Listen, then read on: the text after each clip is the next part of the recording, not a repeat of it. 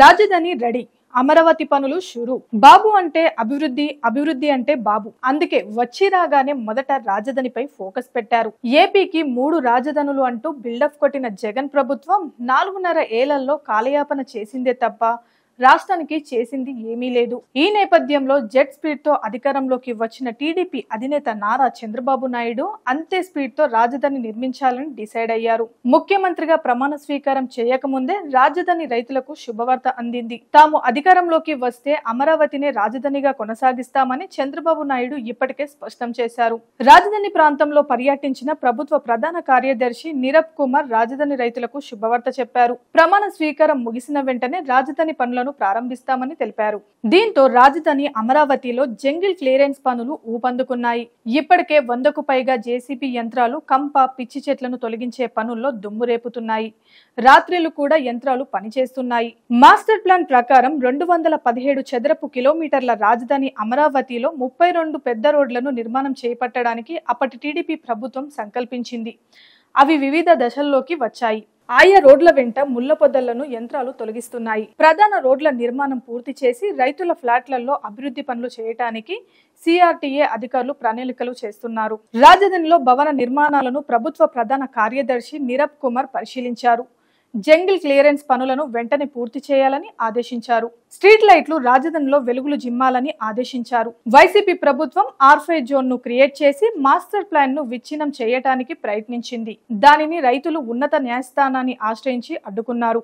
దీనిపై తగిన విధంగా చర్యలు తీసుకుంటామని సీఎస్ పేర్కొన్నారు. మరోవైపు 12న ప్రమాణ స్వీకారం చేయనున్న చంద్రబాబుకు అమరావతిపై సమగ్రమైన నివేదిక ఇచ్చేందుకు అధికారులు ఏర్పాటు చేస్తున్నారు. ఇప్పటివరకున్న కట్టడాల పటిష్టతపై ఆరా తీయనున్నారు. దీనికోసం ఓ కమిటీ ఏర్పాటు చేయబోతున్నట్లు సమాచారం అందుకుంది. వీలైనంత త్వరగా కమిటీ రిపోర్ట్ ఇచ్చేలా చేసి రాజధాని పనులు త్వరగా చేపట్టాలని భావిస్తున్నారు.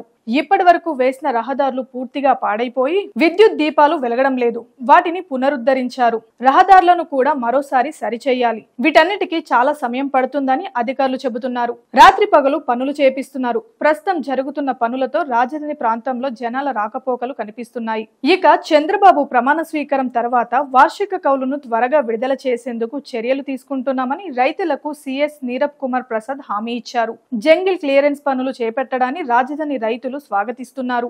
జగన్ పాలనలో జేసీబీలు కూల్చటం కోసం వాడితే చంద్రబాబు ప్రభుత్వం నిర్మాణాల కోసం వినియోగిస్తుందని వారు అభిప్రాయపడ్డారు. కాగా రాజధానికి గతంలో భూమి పూజ జరిగిన ఉద్దండ రాయుణ్ణి పాలెంలోని సిఆర్డీఏ ప్రాజెక్ట్ స్థలాన్ని సందర్శించారు. అనంతరం అఖిల భారత సర్వీస్ అధికారుల నివాస సముదాయం భవనాలను, ఎమ్మెల్యేల క్వార్టర్స్, ఏపీ ఎన్డీఓ ఉద్యోగుల నివాస భవన సముదాయాలను సీఎస్ పరిశీలించారు. అలాగే water treatment plant, happy nest నిర్మాణాలను నీరబ్ కుమార్ ప్రసాద్ పరిశీలించారు. హైకోర్టు అదనపు భవన సముదాయాన్ని కూడా సీఎస్ పరిశీలించారు.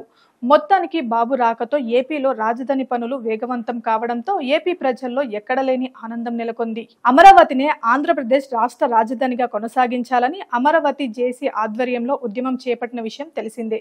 3 రాజధానులను నిరసిస్తూ అమరావతి జేసీ ఈ ఉద్యమం ఢిల్లీని సైతం కదిలించింది. అమరావతి పరిధిలోని 29 గ్రామాల పరిధిలో 34,322 ఎకరాల భూమిని 29,881 రైతుల నుండి భూ సమీకరణ కింద తెలుగుదేశం ప్రభుత్వం సేకరించింది. అమరావతి రాజధాని పేరుతో తెలుగుదేశం పార్టీ నేతలు, చంద్రబాబు సన్నిహితులు భూములను కొనుగోలు చేశారని వైఎస్ఆర్సీపీ ఆరోపణలు చేసింది. ఈ విషయమై హౌస్ కమిటీ కూడా ఏర్పాటు చేసింది జగన్ సర్కార్. ఈ విషయంపై విచారణ నిర్వహించిన హౌస్ కమిటీ ప్రభుత్వానికి నివేదిక ఇచ్చింది.